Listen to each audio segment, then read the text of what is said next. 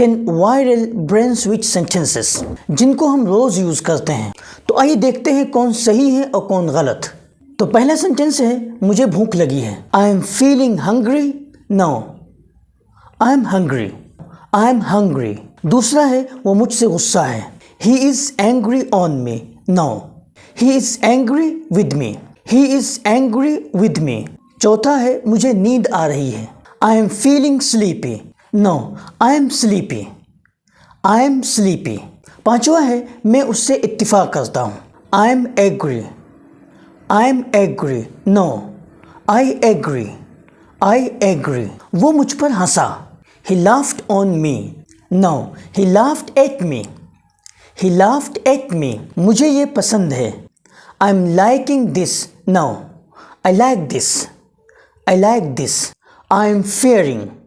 No, I'm scared. I'm scared. I'm afraid. I'm afraid. वो मुझ पर शक करता है। He doubts on me. No, he doubts me. He doubts me. Last, मुझे जल्दी है। I'm having hurry. No, I'm in hurry. I'm in hurry.